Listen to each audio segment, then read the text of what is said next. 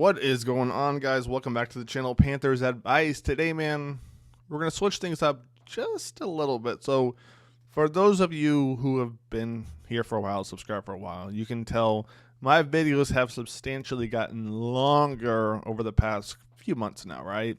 So, moving forward until really the season starts, I'm going to start posting my kind of second story segment, third story segment, the day after or a couple days after. And that's what we're going to do today, because I put a video topic about Adam Thielen in there. I don't know how many people saw that. So that's going to be in there because Adam Thielen, you know, he called out the Panthers kind of front office, the Panthers organization, about the receivers they brought in. Now, he's kind of taking a shot at them, but also kind of taking a shot at the front office. So Adam Thielen, man, he's all gas, no brakes, it looks like, in the offseason. So just remember, if I feel like a video is kind of worthy of getting its own, and it's kind of in that third segment in a 20-minute video, I'm going to post that the day after, so stay tuned for that. Also going to talk about a couple of people who got fired in the front office. You know, they had a little something to do with the draft. Will there be a correlation in the blueprint? All right, we're going to go over that. But first up is the Panthers Blueprint series, the teaser. All right, not the first episode, but the teaser dropped. We're going to take a look at that, and we'll go over everything else after, man. Let's get into it. Going through all the scenarios and guys that we thought we were going to be able to get. I don't think I got that mock draft scenario one time. Like, I didn't think it was possible. Here we go. We're back. This is the thing that I'm curious about. It would be interesting. Because he'd be a freaking great pick. The 2025 NFL Draft is now officially open.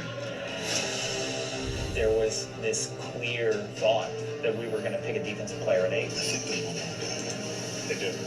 I was like, we could really go into Carolina. That's crazy.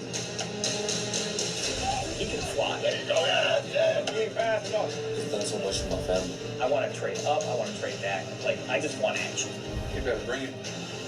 We'll call it in.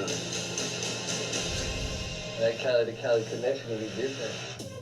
I mean, I don't want to get too hype, right? Because, I mean, every year the Panthers social media team does a great job with this, right?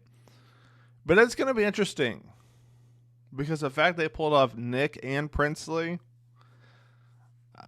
and then McMillan too at the I'm excited to see.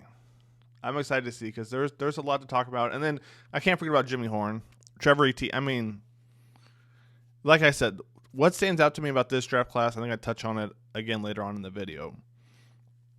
But what stands out in this draft class and last year is it's just the potential. Like Trevor Etienne, stupid amount of potential, right? Princely, Scorden, crazy amount of potential, right? Lathan Ransom. Ransom to me is a perfect strong safety as long as Vero plays him right? I mean, who else? We got Nick, Princely, Trevor, Mitchell Evans. Okay, Mitchell Evans, currently your perfect all-around tight end. You know, in the Jimmy Horn, I mean, Cam Barrett, your nose tackle. Man, we'll see what happens in the blueprint. Let's keep this thing going. Next thing we're talking about right here, Panthers make changes to the front office. The Carolina Panthers let go of a couple of people involved in the scouting and drafting the players. Joe P. right here, okay, of The Athletic, said, some changes in the Panthers scouting department. Director of player personnel Cole Spencer and longtime college scout Robert Haynes both have been let go per league source. Let's go into this a little bit more, shall we? Spencer joined the Panthers as the team's director of college scouting in 2021 before getting promoted to his role as director of player personnel in 2023. He was a scout at various levels in the Commanders organization for over 10 years prior to that. Robert Haynes had been with the team for a very long time, but I'm struggling to find specific details of his tenure. Also, according to Pearson, the Panthers don't intend to hire new people to fill the job titles, but rather absorb the job duties into other positions. So it sounds like the scouts, you know, they're being replaced or they're just being let go. One thing I want to look at, since we're talking about the scouts and, you know, that's kind of their department, is this right here. Kind of looking at their draft selection. So 2021, it says when they were both there, right? You got J.C. Horn, TMJ, Brady Christensen, Tommy Tremble, Chuba Hubbard, Keith Taylor. All right. Not really a bad draft class to be overall, not bad, right? Shaw Smith wasn't bad, right? Just don't think there was ever a place for him. So 2021, I give it a C. 2022, you have Icky, you have Matt, Brandon Smith, Barno, Cade Mays. This one, it depends on a couple things, right? But it could either be a D or a B to me, depending on kind of how this one pans out. All right, let's keep it going. Then we have 2023, Bryce Young, Mingo, DJ Johnson, Chandler, and Jamie Robinson. You know, I'm a big Bryce Young fan, but if he doesn't work out for the Panthers, you know, knock on wood, even though that wasn't wood, this might be the worst one. I'm not going to lie to you. This one might have been the worst one, which is unfortunate considering how much the Panthers gave up just in general. All right, and then 2024 right here, what are we looking at? You got XL, you got Brooks, you got Trevin Wallace, Sanger, Shaw Smith, Wade, Kremdy, Michael Barrett. Michael Barrett, they traded to get MJ. So, honestly, this could be the best one, to be honest with you. Trevin, you know, I think he's still finding his groove. Sanders showed out up until week 12, and I don't know what happened there. Shaw Smith, Wade, it's going to take time. You know, he was an outside corner in college. He comes to the NFL, they're like, hey, we want you to play this slot. Obviously, he's going to have to learn that almost from scratch, right? Brooks, eesh. We'll see what happens there, man. It's definitely unfortunate. And then XL. I mean, if you look at this draft class, right, 2024, and you look at this past one we just did with ETN, Mitchell Evans, Princely, Scorton, Lathan Ransom, something I'm noticing about Dan and Dave is that they're drafting based on potential. Like, XL has a ton of potential. Brooks had potential. Wallace potential. Sanders potential. And you go back to this year, right? You got Princely potential. Scorton potential. Ransom. ETN. Mitchell Evans. Cam Barrett, the nose tackle. I'm missing a couple of guys too, right? Oh, Mr. Horn, right? Can't forget about him. I kind of like that about Dave and Dan. The fact that they're actually getting guys who, if they live up to their potential, they could be some stars. I mean, some big-time stars. Now, with that being said, potential, you know, it's all an eye test to everybody, right? Doesn't mean they're going to fit in Dave's system and Dan's system, right? They could fit somewhere else. But I like what we're doing, right? Because if you go look at everyone else, right, the draft classes, I look, and honestly, the last two draft classes up until 2021, these last two draft classes actually have me excited, to be honest with you, because the potential that this team has. But now let's talk about this right here. Article from Cassidy Hill with the Panthers. Panthers receiver competition takes a step up with recent additions. Let's dive into this real quick. So right here, she's talking to Adam Thielen, and I'm going to kind of jump to the second paragraph, read the first one if you want to. All right, so Adam Thielen says this right here. I say this, competition brings the best out of everybody, so I think that's something that was probably not quite there the last few years in the receiver room in particular, and maybe just on the team in general. Woo! Those are kind of subtle shots from Adam Thielen, if we're being honest.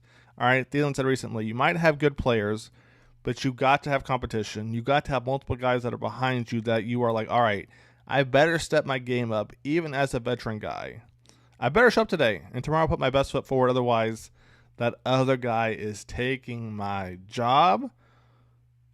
You know, since Adam Thielen said that, I had to go back and look at the receivers, right? Because that's kind of a subtle shot, to be honest with you. So, first year here, he's here with DJ, Mingo, TMJ, LaVisca, Shaw Smith, Derek Wright, Demir Bird, and CJ Saunders. And Adam Thielen was the best receiver. And I don't think it was close, to be honest with you. I mean, TMJ is my guy, but he didn't really pan out with kind of how the offense was, and it makes sense. This was when Frank was in charge, if I'm not mistaken. Adam Thielen was the best receiver in 2023. Right? How's the 31-year-old receiver the best receiver? I mean, that's just crazy. Then we got 2024 right here. A couple of new pieces. Amir Smith-Marset, but I think he got traded. I think he came in on the tail end of 2023, if I'm not mistaken. Correct me in the comments if I'm wrong. I think he was traded in 2024. All right, Deontay Johnson was obviously the best receiver, but as you guys saw as the season went on, Deontay Johnson cannot get out of his own way. I mean, the dude's talented. Don't get me wrong, he's talented, but He just keeps screwing himself over, man. All right, TMJ, Mingo, Mike, Cam Sins, David Moore. And then you had Coker. Now, Coker, almost forgot about him. Coker and Thielen were up there. Or I'll still probably put Thielen ahead, to be honest. But 2024 was better, right? And you saw the offense slightly improve. But if we go back to the year before Adam Thielen got here, we had DJ Moore, TMJ, all right, Brandon, Keith. I mean, the Panthers receiving core in general just hasn't been a strong suit. I mean, if we're being honest, let's call it how we see it. It just hasn't been a strong suit. This year we've got some people. And so where I was going with McMillan before I quoted kind of the Adam Thielen thing is, you know the saying, iron sharpens iron. If DBs aren't going to press McMillan, he doesn't ever have a reason to kind of create great separation, right? Because they're just going to play off. And the quarterback play in the offensive line wasn't great at Arizona either. So, again, I just kind of something I wanted to harp on. You know, when I wanted Walker or Michael Williams, it's because when I watched McMillan's highlights, I didn't see that. But then I had to realize, there was never a reason for him to do that. Now, if he can develop that great separation on that post, that corner, that comeback route, hey, man, I'm all for it. I'm all for it. Let's keep it going. See what else Cassidy or Adam Thielen mentioned right here. So it says right here from Canals, our goal for every position group is to create that competition all the way through the depth chart. All right, Canals said during rookie minicamp, and we feel like we accomplished that with this rookie class, bringing those guys into the rest of the group. To a point, as far as competition, I like the comparison or kind of what he was saying there. But in reality, right, you bring in Lathan Ransom, there's not really competition if we're being honest, right? It's him and Trayvon Movrig, if we're being honest, right? And Damani too, I think, Lathan's more of a strong safety. Then you look at the two edge guys. I would agree with them, but they no longer have Clowney on the team, so really they're coming into their roles. I mean, maybe they start over Patrick or DJ, but I doubt it, right? And there's no one really behind them unless Barno or DJ have took 5 steps up, from the last 2 years. And then you look at Horn. Horn's a tough one because there are guys who are kind of right there with them, but I think Horn is kind of level of his own.